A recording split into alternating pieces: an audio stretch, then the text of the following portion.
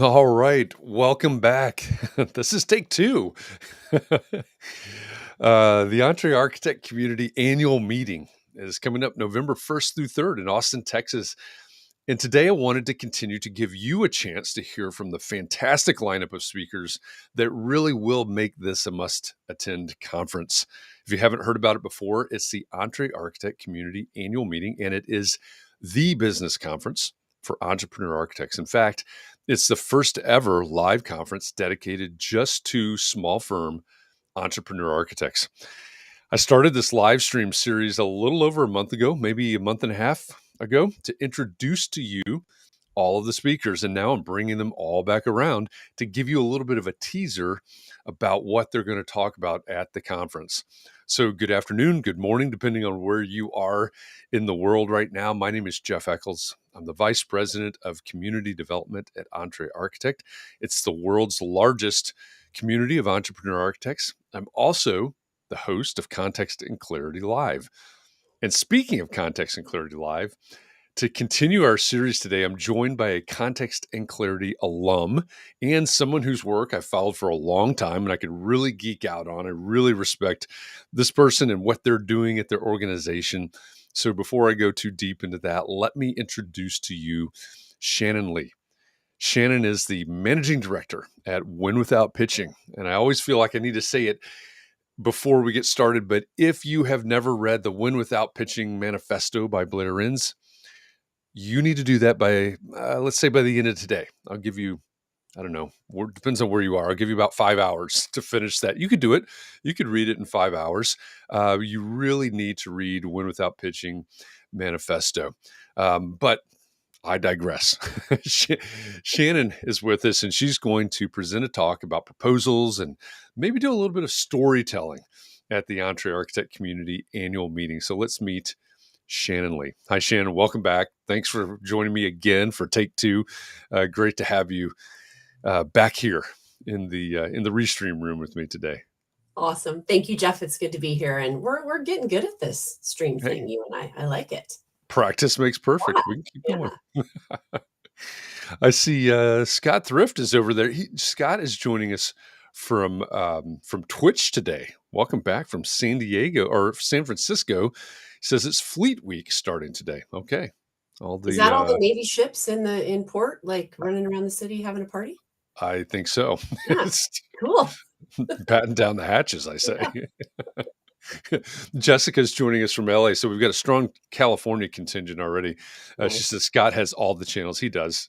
Sometimes I think he's just trying to trip me up. He'll open up several of the channels and comment from different places, which is always fun. Thanks to both of you for joining us. Jessica being on Facebook reminds me that if you are on Facebook right now and you're commenting away and you go, hey, why aren't my comments showing up like Jessica's are? It's because you need to give Facebook permission to speak with or to communicate with Restream. So open up another tab and in your browser window, type chat.restream.io/FB, like Facebook. It's down in the lower left corner of your screen right now, chat.restream.io/FB.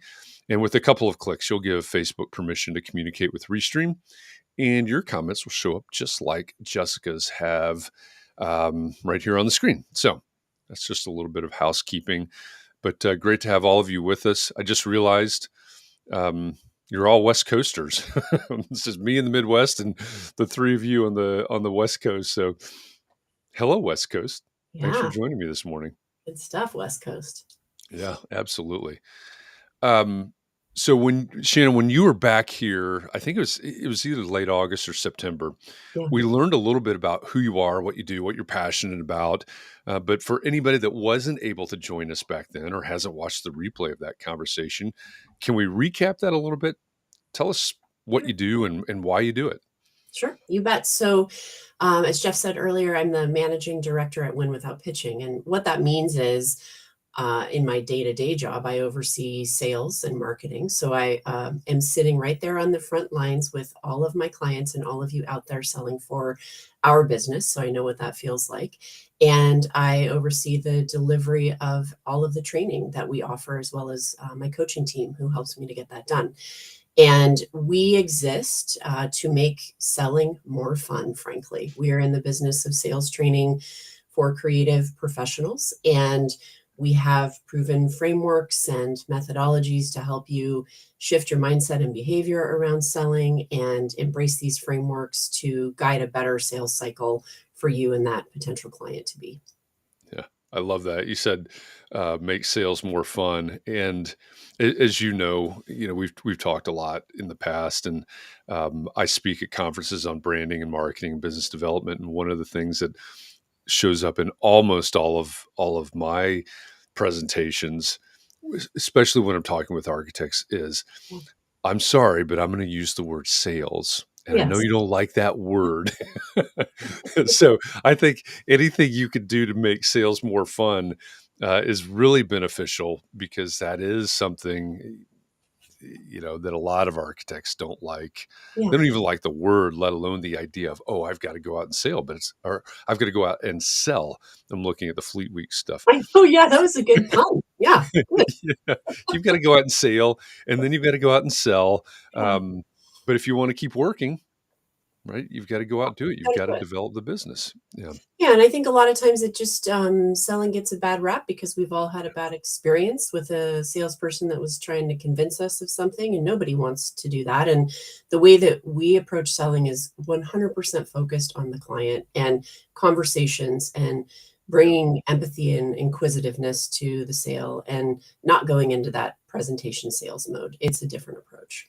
yeah, yeah. And I know we're in a slight tangent off of the topic at the hand, but um, if you read the Win Without Pitching manifesto,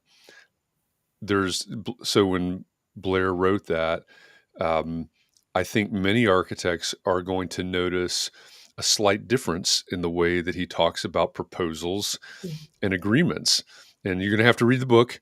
I'm not going to give anything away. You're going to have to read the book. But what Shannyn is saying now about the conversations and 100% focused on the client and all of those things, there's a I'm going to call it a tweak in mindset that exists in there that is probably a little bit different than the way you've been doing it, the way you learned to do it.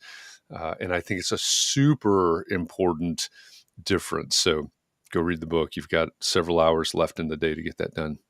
4 hours, 58 minutes now. There you go. Thank you for translating that to West Coast time.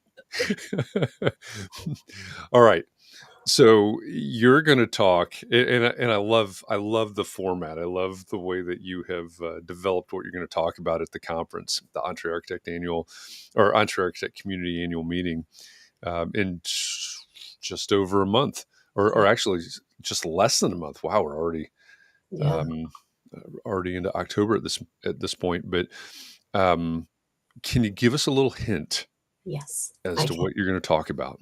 I'm so terrible at keeping secrets, so I'll probably just give the whole talk here in this moment, and I Okay, won't. that's fine. Yeah. Yeah, I'm going to talk about this concept of the 3-option one-page proposal. And I'm gonna talk about why it's different and how it is totally possible for you to do in your business. And I'm going to use some storytelling and a lovely EntreArchitect community member, Dawn Zuber, who has Studio Z, who I worked with in a private coaching capacity. And she made some big shifts for her business introducing this style of proposal and is having great success as a result. So she's generous enough to let me share more of that story as I have time with you all in Austin in November. Yeah, I Yeah. love it. And Shannyn, I don't know if you and I have talked about this, but Dawn and I are in a mastermind group together.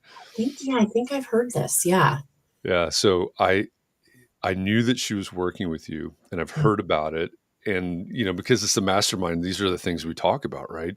Yeah. We've heard about the process as she went through it, and we've heard about, okay, now I'm starting to apply this, and we've heard about how it's working for her. So, um, I, I I get the benefit of hearing different sides of this, Yeah. from different directions, and for everybody that's going to be in Austin, or if you're thinking about joining us in Austin, you need to, because you're going to get a real world story, real world examples of how to take this three-tiered proposal and apply it to your business.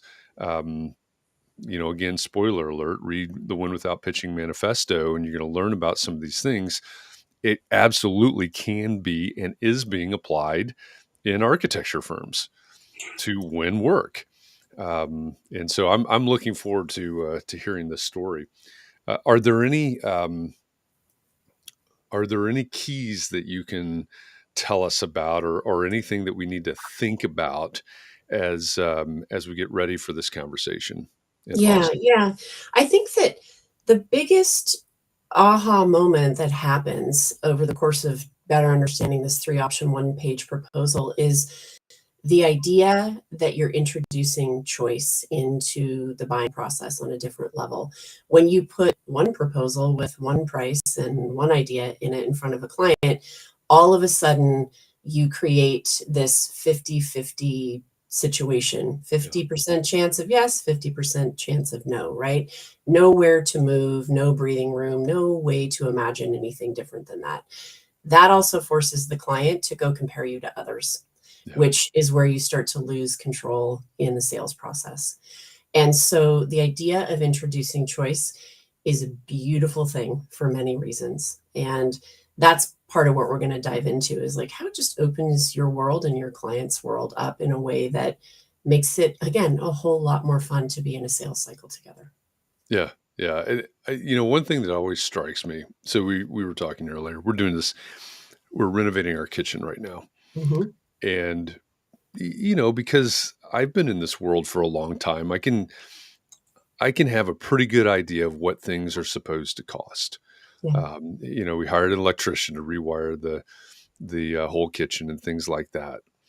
Um, so okay, I've got a general idea, a feeling for how much that ought to cost, but I think that's very different. And I know there are different types of clients, right? Depending on what type of work you do. yeah, You may have a very sophisticated client. As in a facilities management person at a university. They're dealing with this stuff all right, the time. right. You may have a client that's never hired an architect, never will hire an architect again, and I'm going to call them an unsophisticated client Hmm. because they're not experienced in this world of design and construction, et cetera. Yeah, And going back to me hiring an electrician, okay, I've got some idea of what that ought to cost. If you're working with unsophisticated clients, they don't have any idea. right, And like you said, if you don't give them choices, that's going to push them to go out and shop because they don't know, they don't have any idea. Whatever that number was that you wrote on the back of a napkin or however it is you're presenting it, they don't know if that's a good number or a bad number. right. So I Yeah. love the idea of giving them the choice. Well, and it also gives you an opportunity over the course of the sale to have a conversation where you're learning about what we call the desired future state. And Yeah. they may come to you wanting this kitchen remodel, but through the Yep. course of this conversation, you learn that they don't actually like the way that their family moves about their home during the day because the kitchen has become this place that kind of breaks the house up, or it's a central hub but it's not a central hub that's comfortable to be in, and you may learn a whole lot more and actually see other possibilities for this home beyond a Mhm. kitchen remodel. Boy, there's some ideas for choice. You're still going to give them the choice of the kitchen remodel in that proposal, but you may also offer other things like a redesign of the footprint of the main floor or Mhm. a kitchen that flows out into the backyard to enjoy when the weather's good. So it's helping them see beyond what they maybe think they need and really get to what's the want going on here. Yeah. And I think that, I mean, this is something that occupies my brain about 99% of the time. Yeah, I think what you're getting at is also demonstrating and eventually charging for the true value of an architect. right. You've gone from being an order taker to being a service provider. Yeah, And again, I think I said this at the beginning. I don't want to fanboy too much, but I love Shannyn and what she does, and I love Blair and what he does, and I love the book. And you need to read the book, but also come to Austin and listen to what Shannyn has to say. Listen to the stories that she has real life, here's the idea, here's how it has been applied. um, we talk about what's the value in selling, quote unquote, selling the value of an architect all the time, and here it is, right? Here's how you do it right here. I think that's a huge value in what Shannon's talking about here. Yeah, and I think a lot of times our architecture clients and interior design clients have this kind of misconception that, oh, I can't do this value pricing thing, this three option one proposal thing, because I can't control cost or increase revenue or some of these things that are sometimes tied to it. But there is this idea of emotional contribution to value, and we have to be respectful and delicate with it. You don't want to put a price on somebody's emotion, right? Right. But when you understand a desired future state and you understand what really is important to them, and they have a chance to feel you putting the importance on that and listening and understanding that, they become much more open and trusting to, oh, there might be more here that I should look at. This person actually cares and has a path to getting us there, while reassuring us all along also, don't worry, I'm going to come back to you with an option that is what you initially came to me for, but allow us to dream a little together in the meantime. Yeah.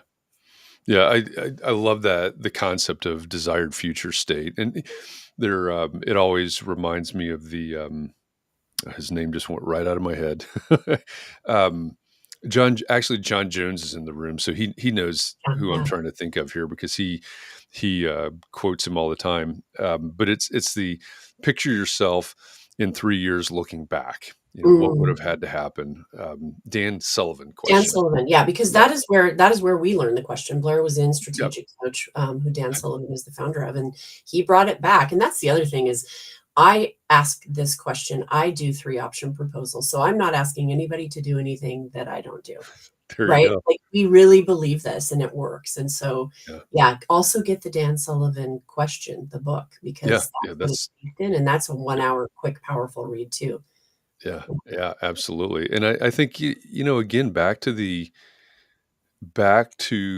value proposition. What's the value of an architect, right? If you can understand that um, that desired future state, and you can help move somebody to that, how much more valuable is that than, I'm going to put this in quotes, but just Yeah, the kitchen layout, right? exactly. I Yeah, mean, that's really the heart of what you're getting at, isn't it?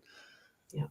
And this is the thing I think in the architecture space, and I add interior design as well because I do a lot of work, across both Right. categories, and Right. there's similarities, obviously. Sure. There's a need to probably reassure that buyer more in the sale than in other industries, because especially if it's residential, you're dealing with somebody's home and there's a lot of Yeah. triggers, and so these methods of value pricing, desired future state, three option, one page proposal are all forms of transparency and reassurance when it comes to pricing and thinking about how you're going to solve this client's problem. Yeah, yeah, that's an excellent point. I mean, think about the amount of trust that it Yeah, takes to hire somebody to.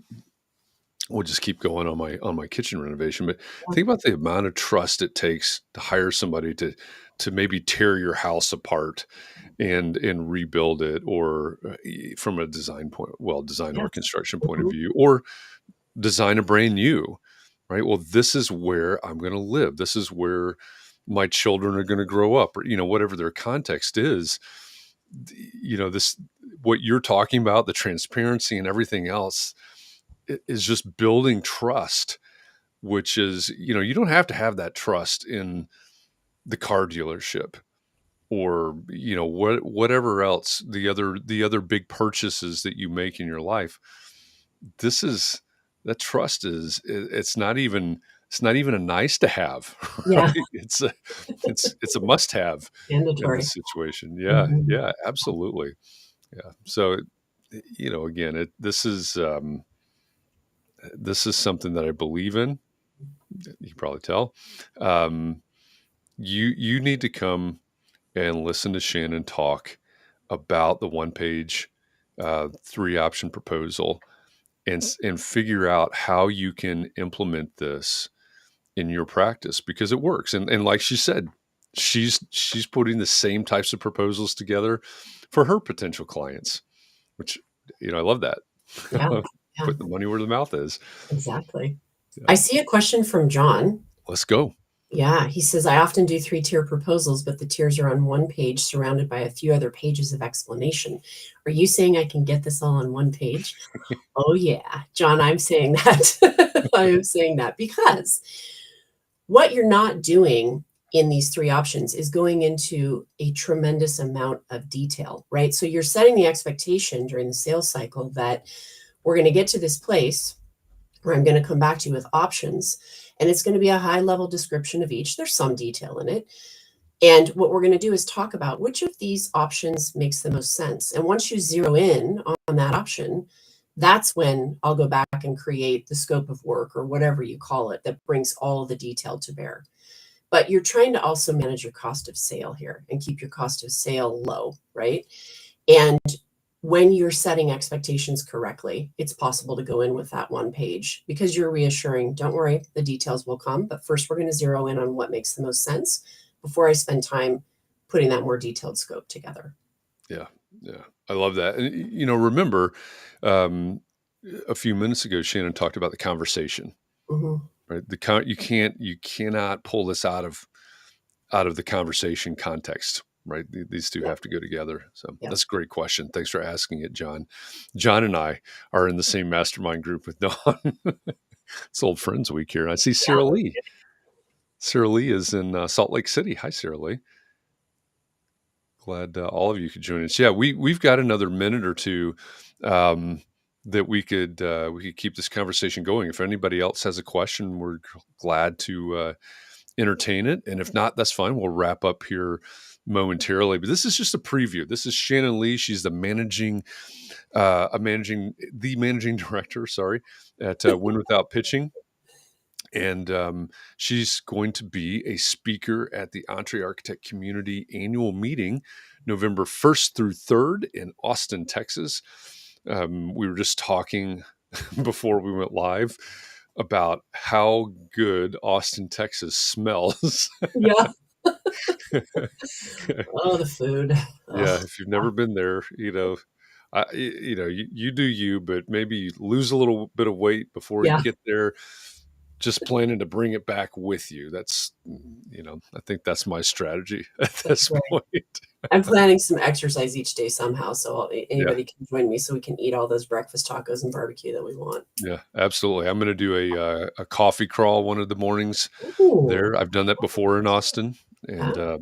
it will it will include Mellow Johnny's, which is a bicycle shop slash coffee shop made famous by Lance Armstrong. So I'm going to, and if you'd like to come along with me, we're gonna hit some good coffee shops in I'm in. Austin. I will just say one of the reasons I'm excited about this event is because I am fully immersing myself in it. I'm going to attend Mhm. everything and be a part of it all for my own learning in this category and just to like sit with you all because the EntreArchitect community is fantastic and it is a really hard grouping, lovely group of people that I can't wait to be there. Yeah, yeah. Oh, it's going to be great, and I'm glad you brought that up because again, we were talking about this before we went live too. Is it will be immersive. Yeah. It's I think that's the power of the single track event where you don't have to make a choice. Hey, do I want to go hear Shannon or do I want to go hear somebody else that's speaking at the same time? No, we're going to go and we're going to sit and we're going to listen from or listen to and learn from Shannon and absorb, immerse ourselves in everything that Shannon's talking about. And then when that's over, we'll eat breakfast tacos, and then we'll go and we'll listen to and immerse ourselves in the next speaker and the next lesson. This whole conference has been designed around definitely an immersive experience and a hands-on application experience to help you build a better business. One of the things that Mark and I've been working on a lot over the last couple of months at this point is there's sort of EntreArchitect 2.0 or 2.2 or whatever it is at this point, but thinking about what's the common thread amongst all of these entrepreneur architects. And we really think that a common thread, and maybe it's the strongest one, maybe it's not, but a common thread is there are a lot of people doing their own thing for a lot of different reasons. I got laid off, or I want to spend more time with my family, wanted more freedom, flexibility, whatever those things are. There had to be a better way, all these types of things. We think that a common thread is that entrepreneur architects want to be able to practice the way that they want to practice in Mhm. their own way. And that's fantastic. And we want to support that in every way that we can and give you the fundamentals, the platform to build off of. And part of that is certainly how you win work. And I love the fact, bringing it back to the idea of one page and three options in your proposal. That allows you to propose the services that you do want to propose and not propose the ones that you don't want to propose. That's one of the things that I love about it, and get paid for all of those. What's in this tier and what's in that tier and what's in that tier. So I'm really looking forward to this. Jessica's looking forward to breakfast tacos. I'm there Yes. with you. I'm 100% there with you. We're going to have a good time, obviously. So, again, you know, I'm gonna say this one last time. read read the Win Without Pitching manifesto. So, well, let me ask you, Shannyn. Yeah. We've got a little less than a month Mhm. before the conference starts. Yep. What does anybody that's planning to attend the conference, and obviously they're going to be there to hear you speak, what should they do to prepare and be intentional about coming to hear you speak? Yeah. I love the idea of reading or listening to the manifesto. Like, that is just going to ground you in our point of view. The other thing that's pretty fun is if you go to our YouTube channel and just kind of sample a bunch of the videos in there. We have this YouTube channel where you can ask me anything you want to ask me, and I'll answer it in a YouTube video back to you. And that's a great place to just immerse yourself in a bunch of ideas and questions that other people out there in the world have. So I would do those two things if you have time. That's awesome. That's Yeah. great advice. That is great advice. All right, there you have it. Shannyn Lee. She's a coach, a strategist, and the managing director at Win Without Pitching.